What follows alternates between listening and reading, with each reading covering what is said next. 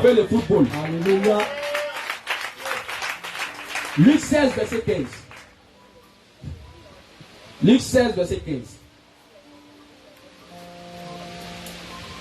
Luc chapitre 16, le verset 15. Oui, homme de Dieu. Jésus leur dit, Jésus leur dit, vous cherchez à paraître juste devant les hommes, mais Dieu connaît vos cœurs. Car ce qui est élevé parmi les hommes car ce qui est élevé parmi les hommes est une abomination devant Dieu. est une abomination devant Dieu. Amen. Bien, mais il faut regarder un peu l'engouement sur la canne actuellement. Il y a combien d'artistes là même qui ont fait sortir chansons spéciales même pour Cannes? Ils sont plusieurs. Il y a l'engouement actuellement. Ah, les choses de Dieu, la sainte doctrine n'ont pas de l'engouement pour ça. C'est pourquoi le Seigneur dit dans Luc 16, 15 que ce qui est élevé parmi les hommes, la coupe d'Afrique est élevée parmi les hommes. Donc tout ce qui est élevé parmi les hommes là, c'est une abomination devant Dieu. La coupe d'Afrique c'est une abomination devant Jésus. Alléluia. Amen. Tu ne dois même pas t'intéresser à ça. Bien aimé, il y a beaucoup à dire sur le sous-thème 2. Mais on va résumer, on va s'arrêter là. Donc, conclusion, on peut dire, on ne doit même pas s'intéresser à la CAN, à la Coupe du Monde, et c'est pas quoi encore, la Champions League. Tu ne dois même pas t'intéresser à cette compétition-là même. Tu dois voir ça comme de la boue, comme le disait l'apôtre Paul. On va aller rapidement parce que le temps avance. Sous-thème 3. On se posait la question. Puisque la CAN, ça sera dans quelques jours. Certainement, tu te poses la question en tant que chrétien. Est-ce que je peux prendre de mon argent pour payer un ticket, pour aller au stade? Ah, parce que le ballon, ils ont joué dans la télévision depuis longtemps. Toutes les cannes passées là. Quand tu vois 84 ans, mais il n'est pas vu dedans. Mais cette voici-là, il est vu dedans. Ils vont venir jouer ça chez moi ici. Ah! Souvent même tu passes, mais quand tu vas vers Azopé là, tu vois le stade là qu'on a gaillard. Moi, il n'y a pas payé pour rentrer. D'autres là, ça leur fait mal jusqu'à. Parce qu'ils vont rater Cannes là. Bien aimé, ça ne doit pas te faire mal. Ça ne doit pas te faire mal. Parce que tu vas gagner le ciel, c'est l'essentiel.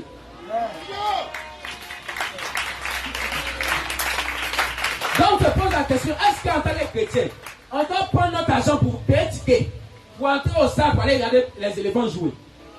2 Corinthiens 6, verset 14. Il y a ce que le Seigneur nous dit. Dans 2 Corinthiens 6, verset 14. Le verset 14. Oui, homme de Dieu. Ne vous mettez pas avec les infidèles. Ne vous mettez pas avec qui? Avec les infidèles. Avec qui? Avec les infidèles. Continue, homme de Dieu. Sous un joug étranger. Sous un joug étranger. Le football, c'est un dieu étranger. Amen. Devant le Seigneur Jésus. Continue. Car quel rapport y a-t-il entre la justice et l'iniquité? Ou qu'y a-t-il de commun entre la lumière et les ténèbres? Entre la lumière et les ténèbres. Les ténèbres, c'est le football. Bien, mais quand tu prends ton argent pour payer ticket de stade, pour aller dans le stade, certains te mettent avec les infidèles. Les infidèles, c'est ceux qui supportent le football. Les infidèles, c'est les supporters des éléphants. Les infidèles, c'est les supporters de je ne sais quelle équipe encore.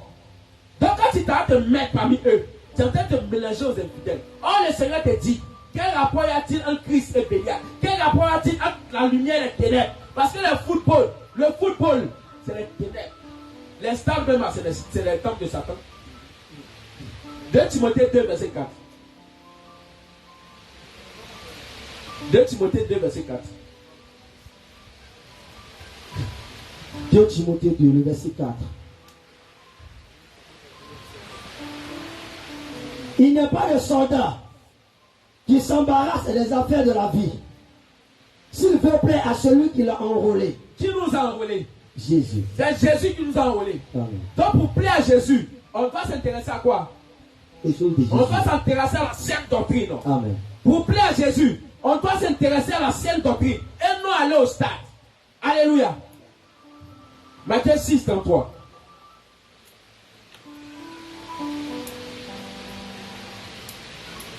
Matthieu 6, le verset 33.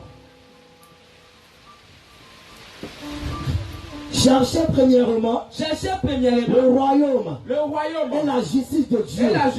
Et toutes ces choses vous seront données par-dessus. Mais le royaume des cieux doit nous intéresser. C'est ça seulement qui doit nous intéresser. Mais en allant au stade, tu n'es pas en train de chercher le royaume des cieux. Alléluia. Au contraire, tu es en train de perdre ton temps. En partant au stade, tu es en train d'adorer Satan. 1 Thessaloniciens 4, verset 4 à 5. 1 Thessaloniciens 4, verset 4 à 5.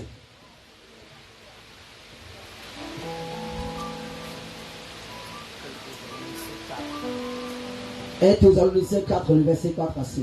Oui, homme de Dieu. C'est que chacun de vous sache posséder son corps dans la sainteté et dans l'honnêteté, sans vous livrer à une convoitise passionnée, comme font les païens. Comme font les païens. Comme font les païens. Les païens, c'est qui? C'est ceux qui vont au stade. Claire. Acclame le Seigneur Jésus. Amen.